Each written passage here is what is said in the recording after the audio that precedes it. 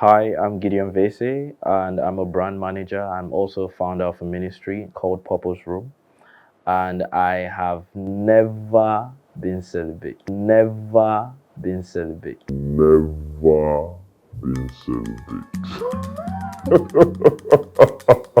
Wait a minute. Is this single man trying to say that he's having sex but then also in ministry? If you're watching this video, you're probably wondering the same thing. Don't worry, be patient. There's more to the story. In today's video, I have two lovely Christians who have gone from sex to celibacy. I want to know how they did it and how they remain strong in a world where sex is everything now, and how they went from enjoying something that was so sweet and juicy to no longer doing it. In today's world, sex has become such a huge thing. Sexuality is now a god to be worshipped, and somehow it has become a religion. But of course, as a Christian, we are told that we must pursue sexual purity and give ourselves to God as a living sacrifice. But then it goes beyond just knowing it. We love you, pastors. We know that you always tell us not to do it, but then sometimes we need practical steps. We need to know how to get into the nitty-gritty of staying pure for Jesus. All right, Gideon, can you tell us what you actually meant to say? Okay, so what I mean is, honestly, I believe that there's no such thing as celibacy for a Christian, but there's something called sexual purity. And sexual purity is not just focused on your physical body, but it's focused on your spirit, your soul, and your body. So, how long have you been practicing sexual purity? I've been walking in sexual purity ever since the day I rededicated my life to Christ in 2020. And for 2 years now, I've been in a relationship and everything has been good. Okay. Hi, my name is Tosi Anyidogbon, and I have been celibate for 3 years and been in sexual purity for 3 months. I have not had any sexual encounter for 3 years. But I listened to a message from Pastor Kingsley, and he was talking about how he doesn't believe in celibacy. And it made me understand that there's actually a difference between sexual purity and being celibate. Because while I was celibate, yeah, there are different thoughts that came to mind. But during the process of sexual purity, it was a moment of if or when the thought comes, I know what to do about it. It's either I focus on something else, I'm doing something else, or, watching a video, just something that will take my mind off it. Hi. I just noticed that you are not subscribed to this channel. What are you waiting for? Please like, share this video, and subscribe. We have a goal of getting to 10,000 subscribers by the end of August. So please join us in this amazing goal, okay? We are the church, we ain't going nowhere, and we gotta grow, okay, guys? So please like, share, and subscribe. See ya! Before you believed in Jesus, you dabbled a little in sexual experiences. Can you tell us what that was like? This is a long story. I don't know where to start from. But when I was about to enter the university, I remember vividly I was in Port Harcourt. And I was standing just outside my mom's shop. And a lady, an elderly lady, I think she was 29 then. And she had a 7-year-old daughter. She walked into the store to get something. And when she came out, she put her child in the car. And she walked up to me and she asked me for my name, and we got talking. And it was the first time a mature lady was talking to me, right? So we had that conversation, we exchanged numbers, and in like the next day, I remember vividly, the next day I was walking to her house early in the morning, and that was my first experience with sex. I had sex with the lady back then, and I kept on going back to that house. Now, when I wanted to write jam, I went for jam lessons. And this was the beginning of everything. Everybody who went for the lesson, who also stayed in my estate, we would all just hang out together, go for parties in the estate and different things. That was where I met the person who I would now say was my first ever boyfriend. I was more exposed than him because I'd seen a lot of movies. And I wanted to experiment, like I said, for the first time. I mean, I'd been experimenting by myself, but I wanted to experiment with someone. So once he brought it up, I was like, well, no problem. And that was the first day I actually lost my virginity. And it wasn't what I expected. As time went on, my experience in regards to my sexuality started growing deeper and deeper, thicker and thicker. I wanted to get into a relationship, but the end goal was to have sex, or at least, do make out and do all those things.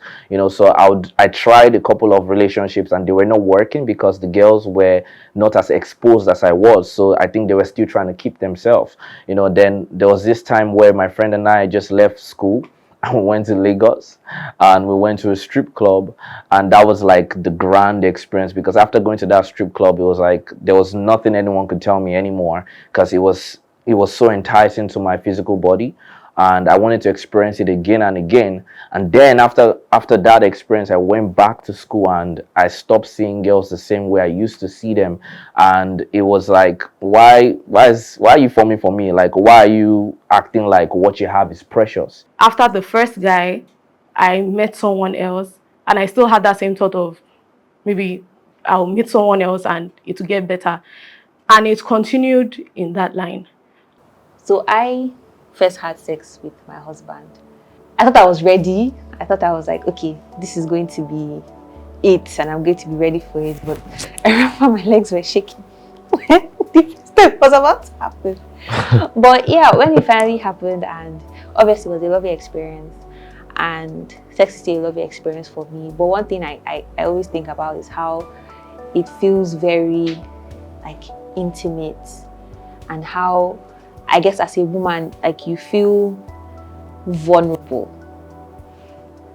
Mm-hmm. Do you understand what I'm saying? Yeah, I do. Like it's like you're giving yourself to. You're totally giving yourself You're to somebody. totally giving yourself to somebody, and so I was now like, so sometimes I'm just like, I can't imagine myself giving this to anybody but my husband. Were there any positives or maybe negatives to those experiences? I wish that you would not have to go through what I went through. I know that the modern world makes it look like, oh, you have to experience things. You're a young person, you have to experience things for yourself.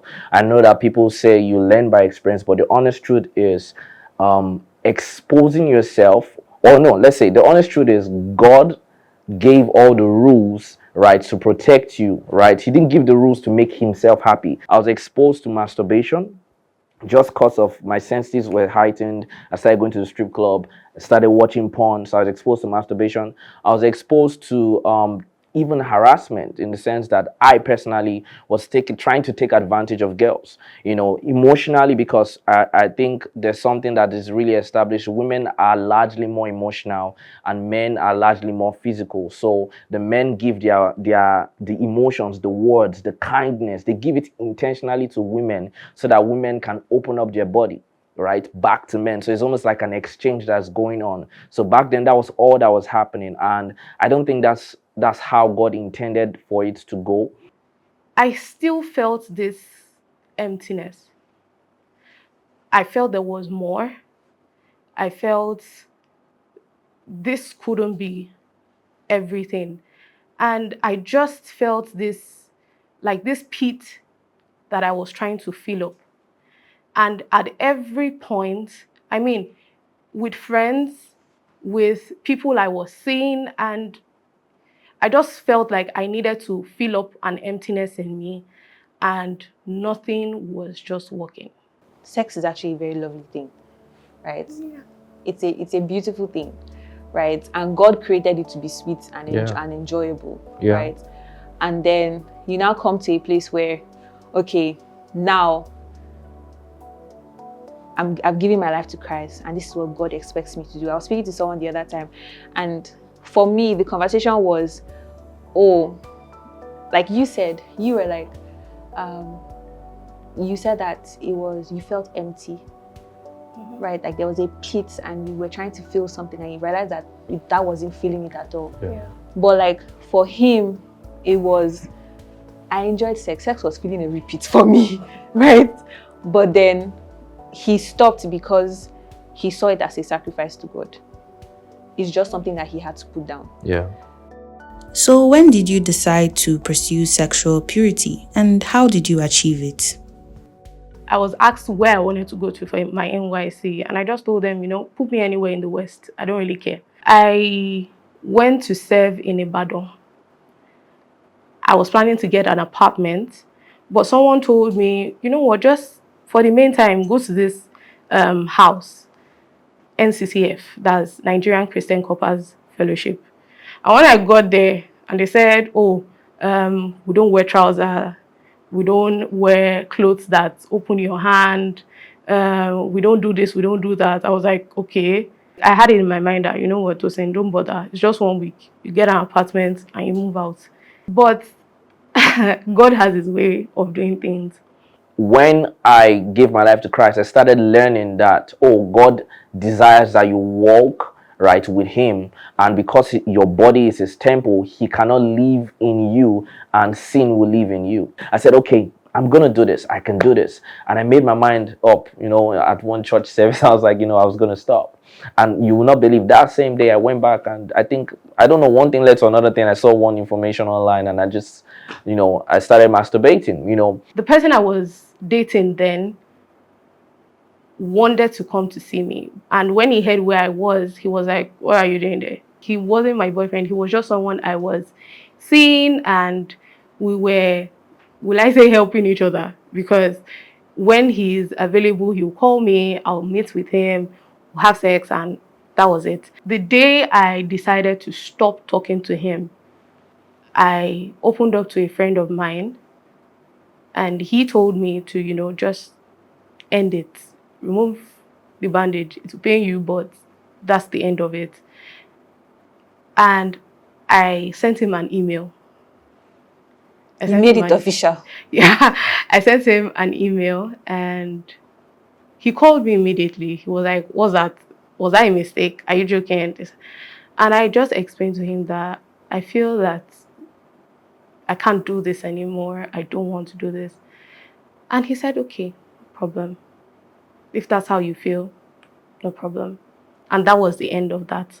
When I said, I was done, I think I started noticing that the habit of always having sex and being around sexual content and just basically living a life of lust started affecting other people. I started growing in love as a Christian. So when I saw people getting hurt by my actions, maybe people who felt like I was a relationship for a more serious thing, or in a relationship for, for marriage, and then they just noticed that, oh, that it was never that, it was for the body. I started noticing that, oh, this is affecting a person, and it was making them also go down this slippery slope. And I was now also doing what the devil is doing, deceiving people, tempting people.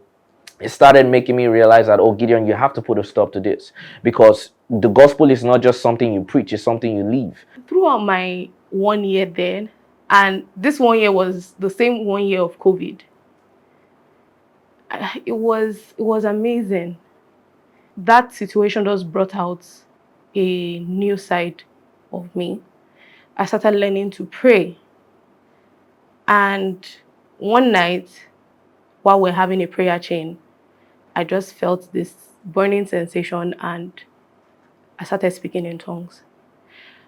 I was happy, I was crying, and I was shocked because I was like, why would I be speaking in tongues? Like, where did this come from? When it comes to sex, during the time in the house, I was so busy.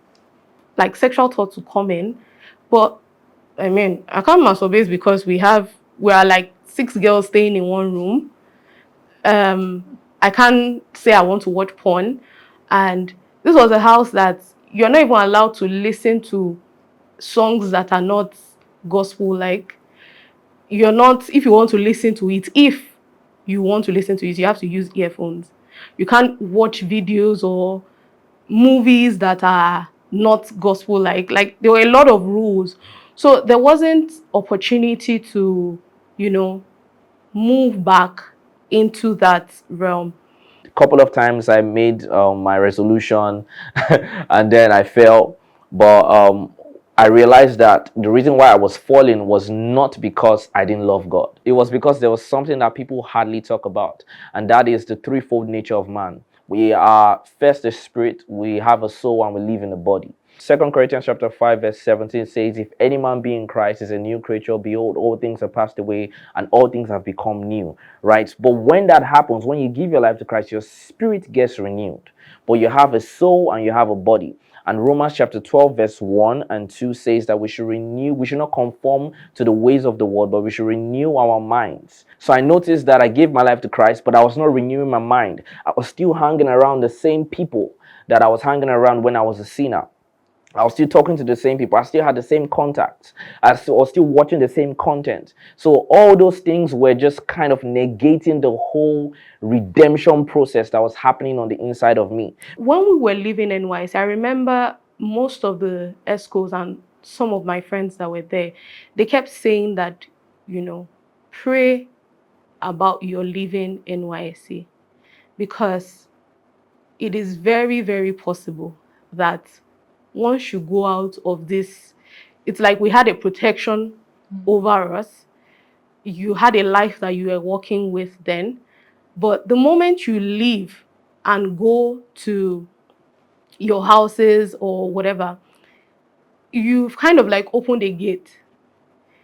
There's every possibility for sin to come, for thoughts to come, and you have the opportunity to fall back. It was hard. It was very, very hard. But I think my stay in the house was what helped me when I left the house. So I guess from the house till now, that's where you started sexual celibacy. Yes. Yes.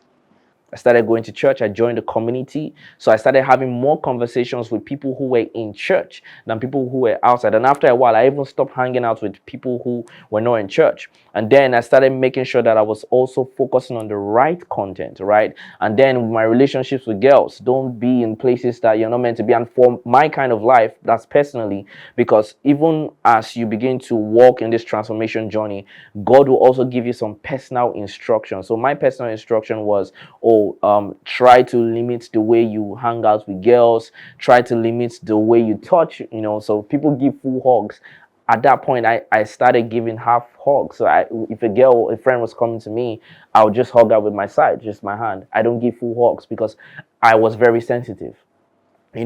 And this may be awkward to another person, like, why, there's nothing there, but for me in that time it was very important because I had a very sensitive body. Remember, I was coming from somewhere, so I had to intentionally follow these steps. Now I was not following these steps and believing that these steps was what was going to keep me pure, but I was following God, and my relationship with God was leading to the little daily instructions that were then helping me walk worthy of the word of God. So yeah, I think that was something that I did that stood out for me, intentionally listening to what God had to say, following his instructions. And even when I fell, having accountability.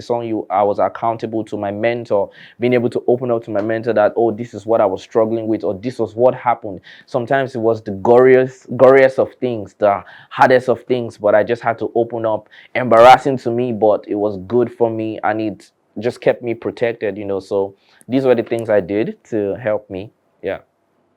You're in a relationship right now. Currently in a Currently relationship, yeah. And are you in a relationship? So we have different perspectives. So it's a different thing where, like, you're not in a relationship, so it's like, what do you call it? You can avoid interactions with the opposite sex. Do you get what I'm saying? Like, you don't have somebody that is available to maybe to say that, oh, you're tempted. Well, it's not that easy. It's not that easy. The reason why I said it's not that easy is because you're coming from somewhere. And yes, I am maintaining sexual purity, but I'm still meeting people, I'm still seeing people, I still plan to get married, I still have to go on dates. Do you get? So it's not that easy per se. It's just something, like you said, the sacrifice. It's something that you have to put your mind to, but at the back of your mind, you know that there is a possibility that this can come up. So you have to start putting measures in place to basically avoid it if it comes up. And I feel like sometimes, like we Christian girls, when we are when we're not in a relationship, sometimes we feel like we're strong and we feel like we're prepared. Then when we get into a relationship, we're now fighting for our lives, you know. So I guess, I mean, we're now fighting for our lives. Yeah. So, I mean, how are you, like... For me, being in a relationship, I won't lie, it hasn't been completely easy, because like you said, um, when you're with someone who you want to spend life with, you get to connect with them spiritually because you see that they love God to the same way you love God, right? And then you connect with them mentally, that's their soul. You see that they like watching maybe the kind of movies you like to watch, or they want to go outside, see nature. They want to go to the beach. They want to just like take a drive, and they like the things you like. That builds a lot of like connection, and emotion. And then you obviously like to chill around the person. You want to hold hands and all that. So those are real stuff. And then maybe after holding hands for a bit, next thing you want to put your hand around the person's shoulder. And you know how guys do it now. So those things are real, and at the earlier part of my relationship, we definitely struggled a lot with that. In fact, um, there was a time where um, we we had to report ourselves, right? To because that's also something that I think is very important and will guide and protect everyone in a relationship, right? Heading to marriage, serious relationship, courting, right? They call it courting in Christianity. So get someone who you're accountable to because that's what saved us. My partner reported us because me as a guy, you know how guys are now. I was like, oh, God will help us. We'll do it. I was doing the whole spiritual thing, but it is not a God will help us situation because we said God will help us the last time, and we're here again. So she had to like, and I always thought that you could like talk to our mentors about anything. So she reached out and they had to like reprimand us and tell us, oh, this and that. And then we had like a break, and all that, so we're now able to catch on again and like move. Being with someone who you love and want to spend your life with is one thing, and then spending extra time. In fact, we called it idle hours. We told ourselves we need to stop spending idle time with each other, right? Let every time we meet be purposeful. Yeah. Because we clearly were getting tempted like every single time. So we had to intentionally say, oh, yo, we can't have idle times with each other. If I'm coming to your house, it's either we want to talk about something, want to pray about something, want to go and watch a movie, we want to see a movie in the house, and where are we seeing the movie? Are we seeing it in the room? Are we seeing it in the living room where everyone can walk in, So we had to literally bring in those like things, those systems to help protect us, What would you say to somebody that is, because there's that thing of always hear in church, don't have sex, wait and keep yourself pure, and then the person knows that, right? Okay, but maybe the person is struggling, or maybe the person has decided to make that decision and is now struggling. I feel that some people don't have people to talk to. When I left NCCF, I had some issues.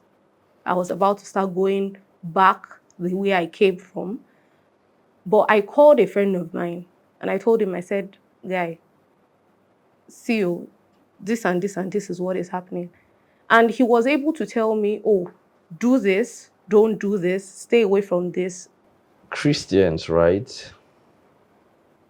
The bid to be pure and godly kind of removes us from the place God wants us to function the most, which is here on earth. Thy kingdom come, thy will be done. It happens first here on earth before we start thinking about heaven, which is a great place that we're all going to go. But before we start thinking about that place, it all starts here. So we can't be so spiritual that we then remove ourselves from the happenings of this world, and then we are oblivious to the struggles of the unborn child or the kid who is the growing child. So I think that has largely been one of our issues. So we're so spiritual, so rather say no, I don't want to talk about sex to my kid, and we don't educate them. But then they're coming into a world that is upside down, if I put it like that. And the first thing I'll say is, please plug yourself into a community, right? If you're a Christian, you should be in church. You should be serving in church.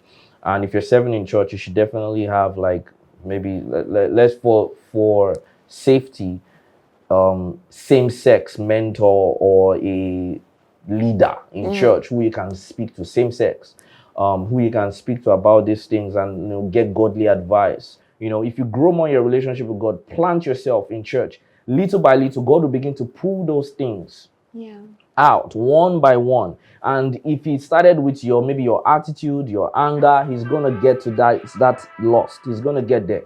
There's no way you'll be in the presence of God long enough that it won't be falling off. Daily, it falls off daily. It says, as we behold in a glass, we become more like Christ. So the version of who I am today is not who I'll be tomorrow, as long as I'm in Christ.